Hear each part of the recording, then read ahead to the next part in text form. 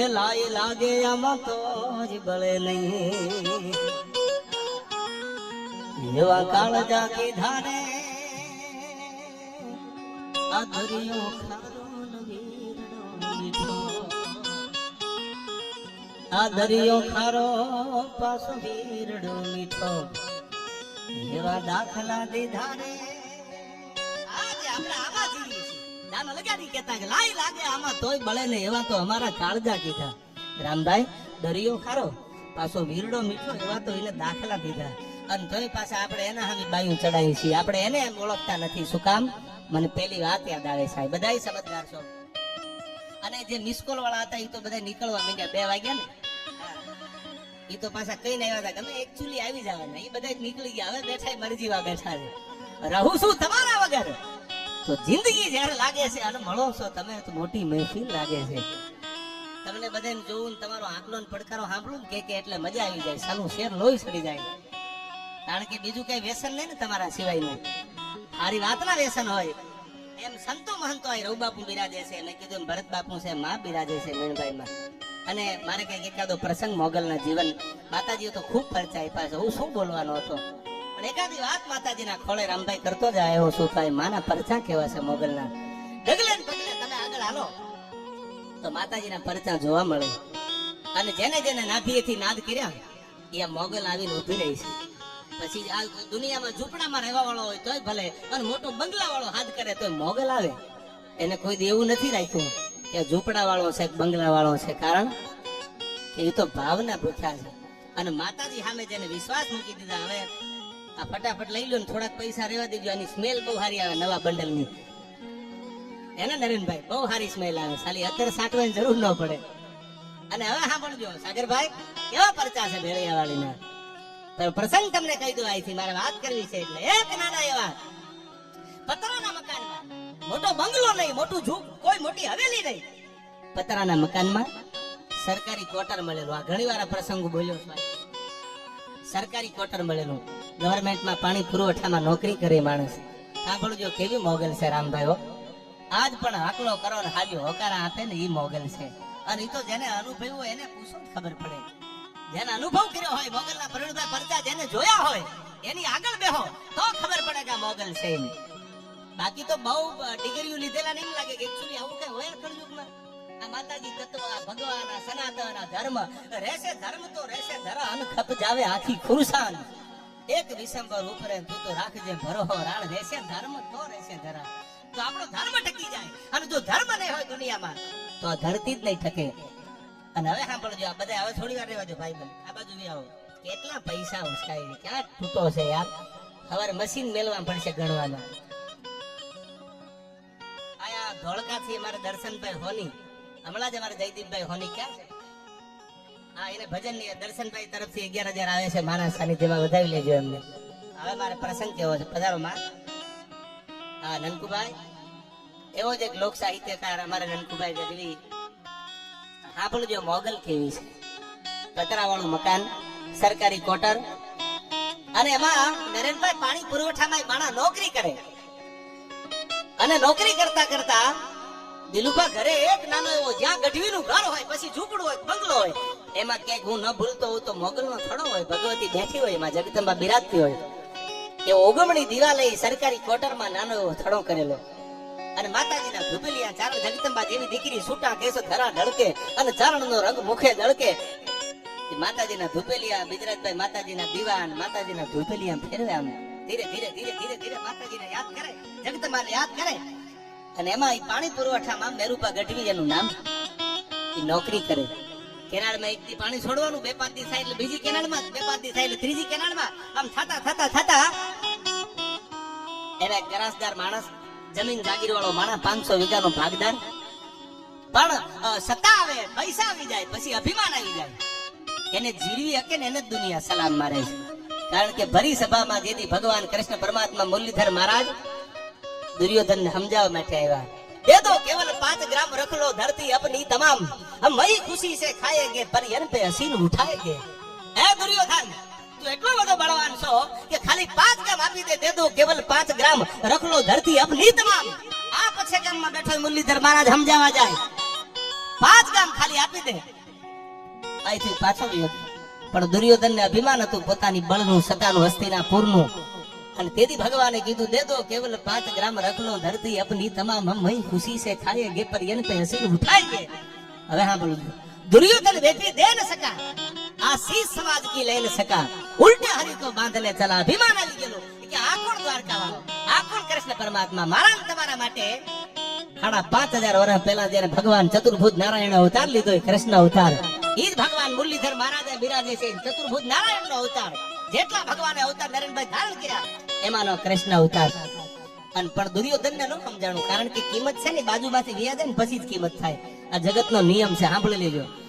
હું ઘણી વાર મારા ડાયરામાં કહું છું જીવતા કોઈ મળ્યું હોય, હારો ભાઈબંધ મળ્યો હોય, હારા મિત્ર મળ્યા હોય, હારા પરિવાર મળ્યા હોય તો એની કિંમત કરી લેજો. હારા મળ્યા હોય તો પછી તમારા દીકરા લગ્નના ટાણે મારા દીકરા આડું મોરડીને ઉભા હોય એવાને કોઈ દી યાદ ન કરતા. 20 વર્ષ સુધી આપણે ચાંદલો લખાયો હોય અને આપણો ગગો પડવાનો ટાઈમ આવે તો અમને નહીં ફાવે લે કે આવા નહીં. પણ સારા જે સંબંધ નિભાવવા વાળા માણસો છે અવગણ ને આગા કરી અને ગુણ ને કાયમ ગોખે કાગા એને કહેવાય મોટા મનના માનવી છે. અવગુણ ને આગા કરી નાખે અને ગુણ ને કાયમ ગોખ્યા કરે આવા માણસો. પણ હવે સાંભળજો ભગવાને કીધું કે આપી દે. પણ એને એમ કે આ કૃષ્ણ એટલે શું, કોણ કરે વાત? એને કીધું ઉલ્ટે હરી તો બાંધને ચલા જો થા અસાધ્ય વો સાધને ચલા. અને હવે સાંભળજો આકડી ગુજરાતભાઈ જબ નાશ મનુષ્ય પર છાતા હે પહેલે વિવેક મર જાતા હે. જ્યારે માણસની વિનાશ કાળે વિપરીત બુદ્ધિ આપણી કહેવત છે બુદ્ધિ બગડે ત્યારે સમજી લેવું કે મોત નજીક છે. તેથી ભગવાન કૃષ્ણ પરમાત્મા મુરલીધર મહારાજ પાછા વળ્યા અને પાછા વળીને એટલું કીધું કે અર્જુન હે અર્જુન મુજા તો નહીં અર્જુન હે મેરો પ્રાણ મેં હું અર્જુન કો પ્રાણ અર્જુન કી સો જીવની હમારી હે. હવે સાંભળી લે યુદ્ધ જ કલ્યાણ. હવે કુરુક્ષેત્રના મેદાનમાં ભલે હવે પાંડવોની સામે ભલે કૌરવો હોય પણ હું તમારી હારે છું. મુંજાતો ને ભલે સમાધાન ન થાય. અને ભગવાન ખુદ પરમાત્માએ પોતાના મુખમાંથી જે મૂર્તિ કાઢી અને અર્જુનને હાથમાં આપી ઈ પછી ગામમાં બિરાજે છે મુરલીધર મહારાજ સાક્ષાત. અને હું તો કાયમ હમણાં મેં ડાયરામાં વાત કરેલી ઐતિહાસિક પાઘડીમાં રાખતા રામદાસજી પાઘડીમાં મૂર્તિ રાખતા હતા અને પાઘડીમાં ભગવાનની મૂર્તિ રાખતા અને મોટું જબરજસ્ત ટીંગાણું થયું નરેનભાઈ. અને પછી તો મૂર્તિ નીકળી ગઈ એમાંથી પાઘડીમાંથી. અને પછી વર્ષો પછી કે ગોયલ સાહેબ સપનામાં આવ્યો મુરલીધર મહારાજ. અને વર્ષો પછી ઈ જ્યાં ગયા ને જ્યાં ખોજ્યું ને ત્યાં બેઠો પછી ગામમાં પાછો હામો હોકારો દેવા આવ્યો હું આય બેઠો છું. આ ભગવાન છે, આ મુરલીધર મહારાજ, આ કૃષ્ણ પરમાત્મા જેના કેટલા પરચાની વાતો તમારી સામે કરું. પણ સાંભળજો એવો એક મોગલનો થડો રામભાઈ માતાજીના થડા છે બધા જૂના છે અને એમાં હવા વેચના ફળા પડ્યા હોય લાકડાના એ માતાજીને ફળે બેઠી હતી. હવે આપણે મૂર્તિ ફોટાના બધું હવે સમય પ્રમાણે મેં વિદ્વાન માણસો આગળથી સાંભળ્યું છે મારા આગળના જે પણ સિનિયર જે અનુભવી માણસો છે એની આગળથી સાંભળ્યું છે વિદ્વાન માણસ આગળથી ચારણ જગદંબાઈ તો થડામાં ફળે બેસતી.